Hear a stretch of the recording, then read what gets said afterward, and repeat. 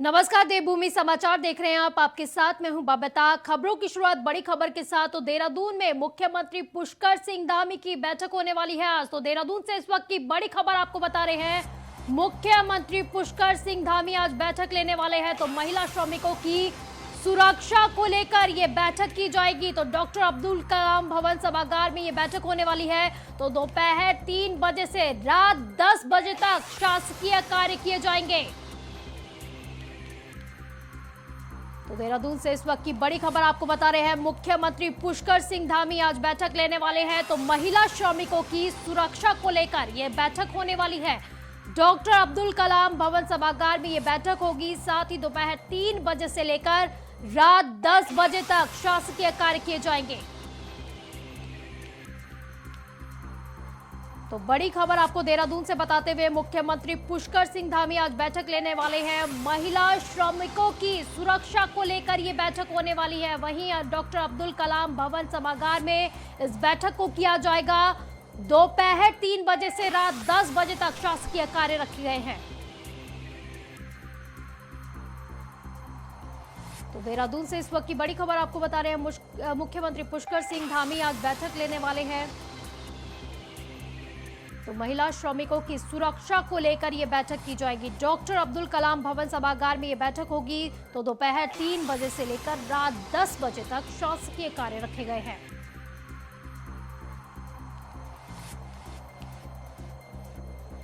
तो इसी पर ज्यादा जानकारी के लिए हमारे संवाददाता अभय हमारे से जुड़ गए हैं। तो अभय, मुख्यमंत्री पुष्कर सिंह धामी आज बैठक करने वाले हैं।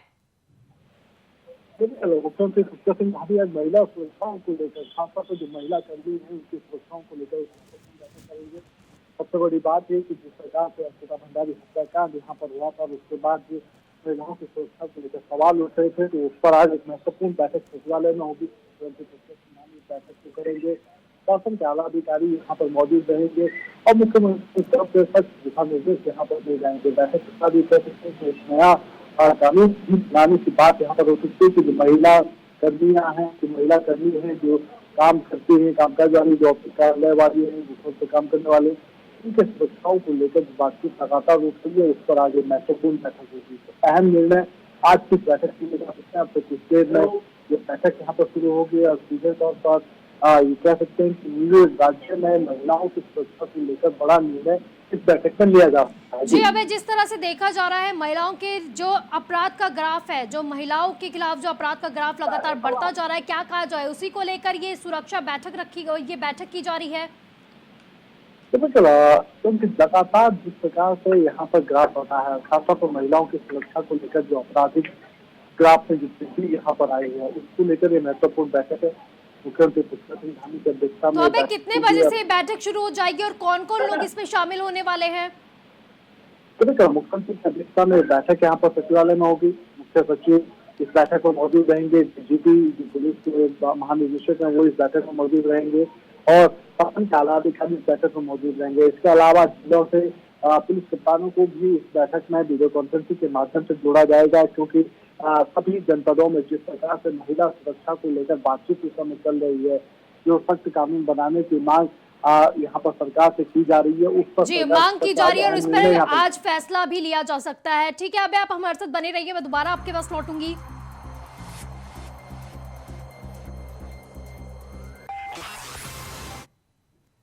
तो वही उत्तरकाशी के बर्फीले तूफान में फंसे लोगों की तलाश जारी है। तो 14 ट्रेनी पर्वतारोहियों समेत 15 लोगों के शवों को बरामद कर लिया गया है। तो बर्फ में दबे 15 लोगों को रेस्क्यू टीम ने अब तक सुरक्षित निकाला है। तो वहीं हादसे में 10 पर्वतारोही अभी भी लापता बताए जा रहे हैं। तो खराब मौसम के कारण सर्च और रेस्क्यू अभियान को रोक दिया गया है। तो अब तक सर्च और रेस्क्यू अभियान में 19 शवों को बरामद कर लिया गया है। तो डोकरानी बामक गलेश्वर से बेस कैंप मालती में 4 शवों को लाया गया है। तो मालती हेलीपैड में लगा अन्य राज्यों से आए परिजनों का तांता। तो रेस्क्यू टीम में 90 जवान अभी भी लापता लोगों की तलाश कर रहे हैं।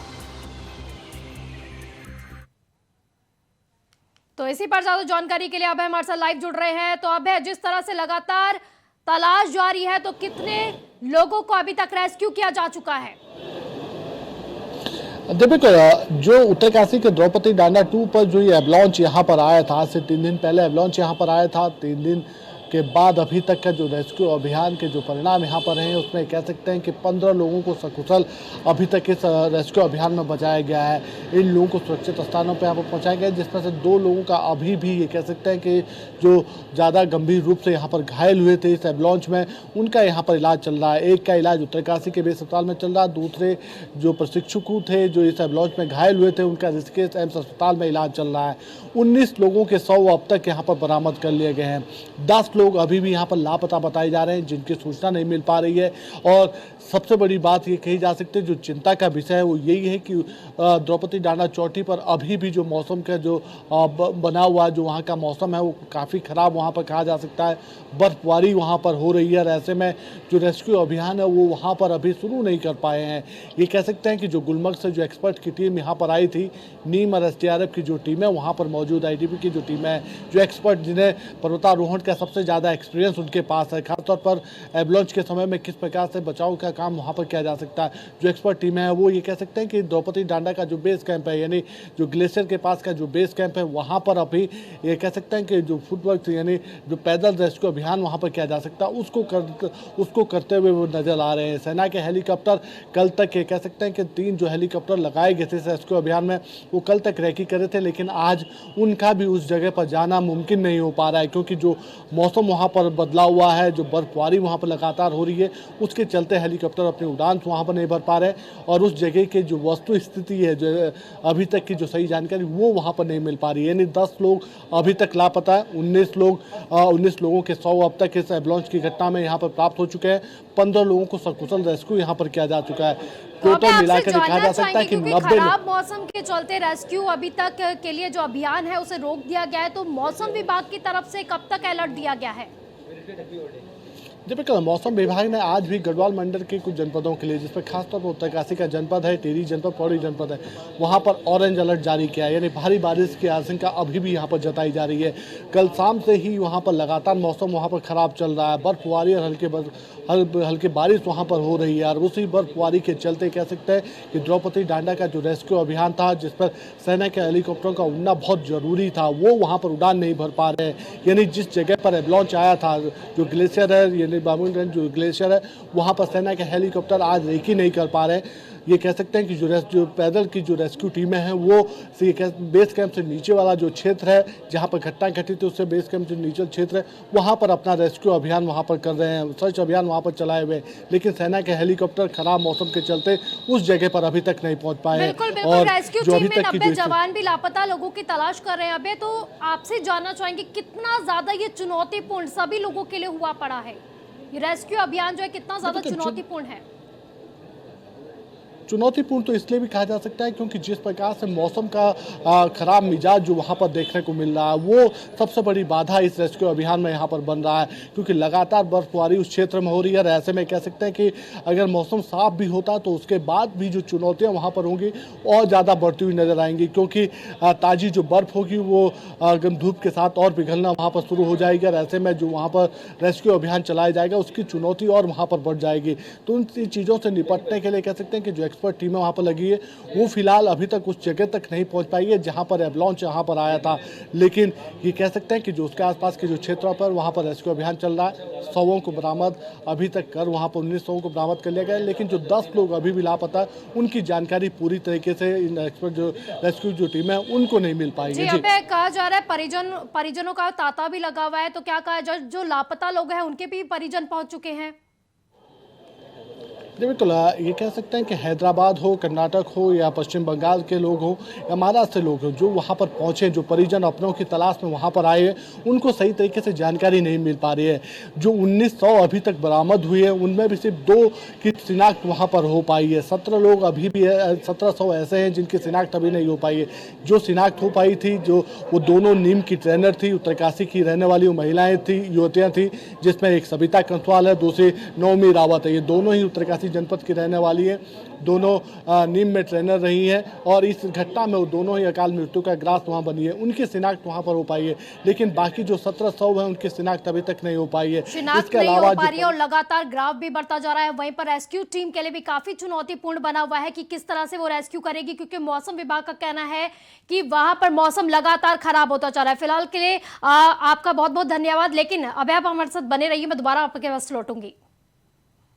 तो वहीं देहरादून से दूसरी बड़ी खबर आ रही है। कई जिलों में स्कूलों में छुट्टी के लिए आदेश जारी कर दिए हैं। तो मौसम विभाग के अलर्ट को देखते हुए ये आदेश जारी किए गए हैं।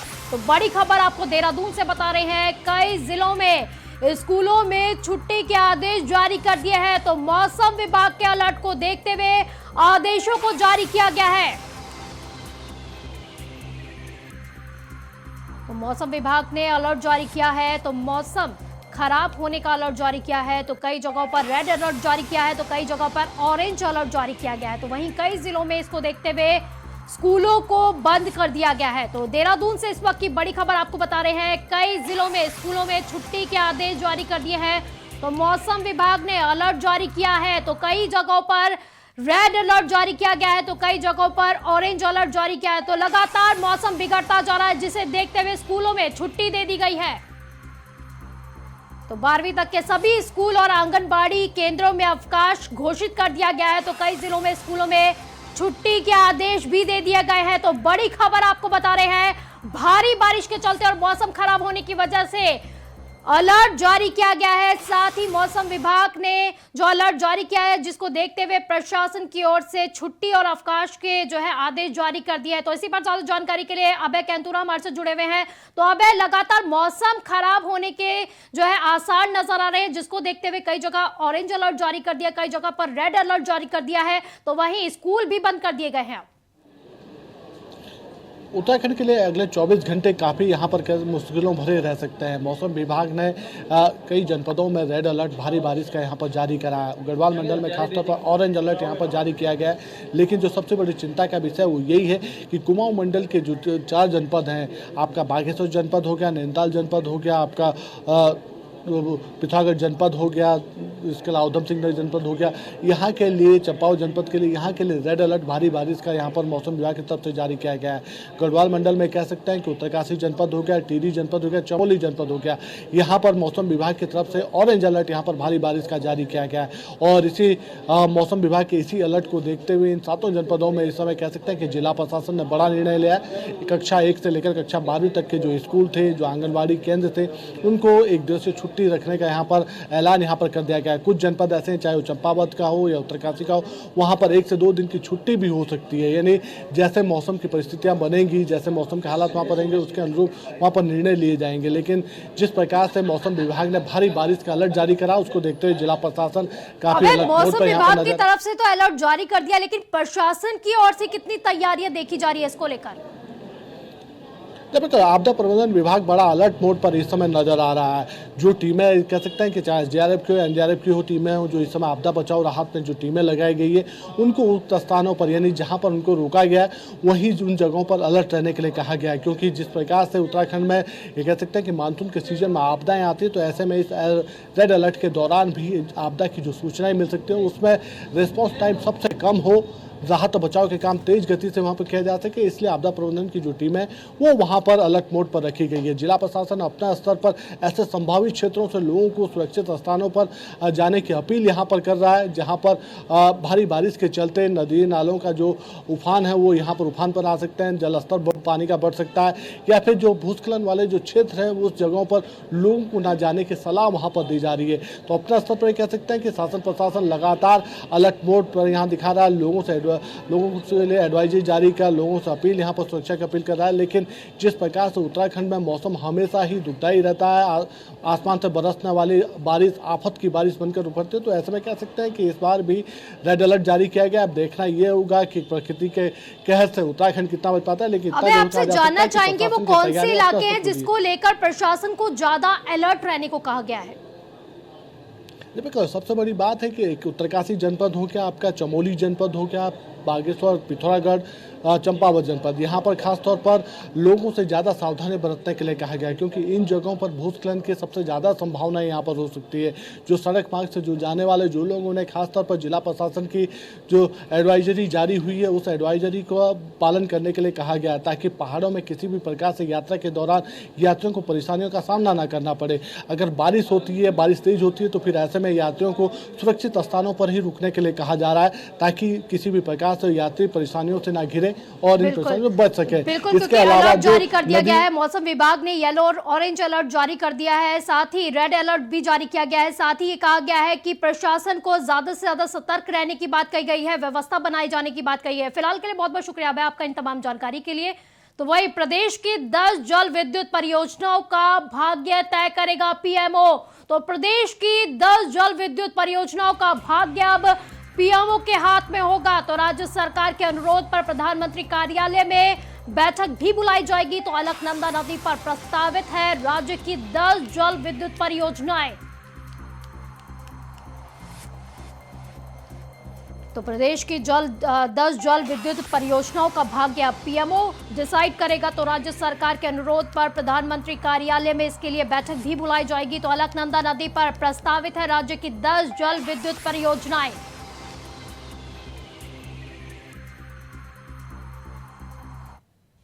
बढ़ते अगली खबर की ओर, जो देहरादून से आ रही है, जहां पर देहरादून में मुख्य सचिव की अध्यक्षता में अहम बैठक की गई है। तो ये बैठक जिलाधिकारियों और पुलिस अधीक्षकों के साथ की गई है। तो वीडियो कॉन्फ्रेंसिंग के जरिए ये बैठक की गई है। वहीं प्रदेश के राजस्व क्षेत्रों को रेगुलर पुलिस को दिए जाने के संबंध में ये बैठक ली गई। साथ ही बैठक के दौरान मुख्य सचिव ने रेगुलर पुलिस में शामिल किए जाने वाले क्षेत्रों के बारे में जानकारी ली और शीघ्र से शीघ्र प्रस्ताव भेजे जाने के निर्देश भी जारी किए। साथ ही महिलाओं की सुरक्षा को लेकर भी निर्देशित किया गया है अधिकारियों को। इसके लिए डीजीपी को एक मोबाइल ऐप शुरू करने के निर्देश भी जारी किए गए हैं।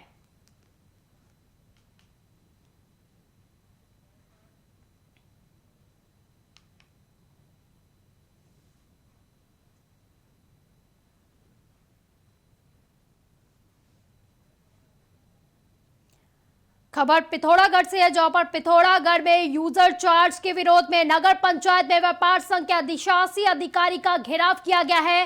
दरअसल व्यापार संघ अध्यक्ष राजेश रावत का इस पर कहना है कि नगर पंचायत यूजर्स चार्ज के नाम पर जबरन वसूली कर रहा है। यह वसूली नोटिस भेजकर की जा रही है, जिससे परेशान होकर व्यापारियों ने अपना विरोध जताया है और यूजर्स चार्ज में राहत देने की मांग की है। जो सभी व्यापारी थे, आज हमारा पूरा विरोध प्रदर्शन था। नगर पंचायत के द्वारा जो यूजर चार्ज जो अपने मनमानी तरीके से लिया जा रहा है और जो इनकी पुरानी बैठकों में, बोर्ड बैठक में सभासदों और जो नगर पंचायत अध्यक्ष जी के द्वारा जो गलत तरीके से जो चार्ज लिया जा रहा है, वो भी हम पूरे उसके विरोध में हैं। और हमने आज लेटर एक नगर पंचायत ईओ साहब को दे रखा है और उन्होंने आश्वासन दिया है कि इसमें हम संशोधन करेंगे और अगले 2 महीने तक हम किसी भी व्यापारी से को नोटिस नहीं देंगे। व्यापार मंडल के अध्यक्ष महोदय यहाँ आए थे और उन्होंने यूएस चार्ज की तरह अधिक होने की बात कही थी, जिसका उन्होंने हम ज्ञापन दिया है। इसके संबंध में मेरे द्वारा उनको अवगत करा दिया गया है कि ये गजट वैध हो चुका है और इसको लिया जाना जरूरी है, नियमानुसार है। आप द्वारा जो आवेदन दिए गए हैं उसमें निदेशक महोदय को पत्र प्रेषित किया जाएगा और उनके द्वारा जो दिशा निर्देश दिए जाएंगे उसके अकॉर्डिंग ही कार्रवाई की जाएगी। वही सड़क पर खुलेआम ट्रैफिक रोक कर शराब पीने के मामले में इनामी आरोपित बॉबी कटारिया आज भी कोर्ट में पेश होने नहीं आए। तो कटारिया को एक अन्य मामले में दिल्ली पुलिस पहले ही गिरफ्तार कर चुकी है, जिसमें कोर्ट से कटारिया को जेल भी मिल चुकी है। ऐसे में बी वारंट के तहत कटारिया को देहरादून कोर्ट में पेश होना है, लेकिन कटारिया ने देहरादून पुलिस को फिर चकमा दे दिया। तो दिल्ली के एक मामले में कटारिया को जमानत भी मिल चुकी है। ऐसे में उसने स्वयं कोर्ट में पेश होने की बात कही है। वहीं देहरादून शराब मामले में कटारिया की अर्जी पर 11 अक्टूबर को सुनवाई होनी है।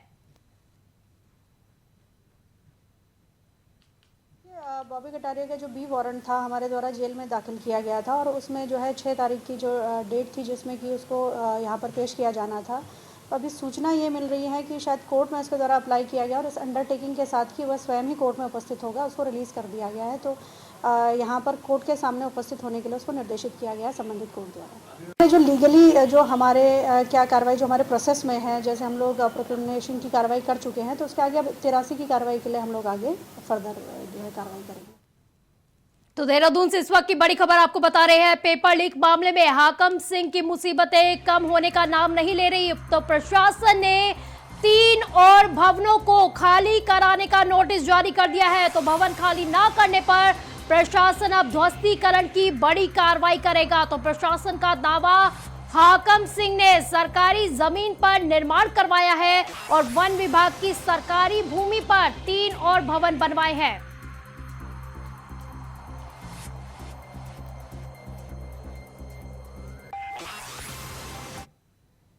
बुलेटिन में फिलहाल के लिए बस इतना ही। आप देखते रहिए इंडिया वॉइस। नमस्कार।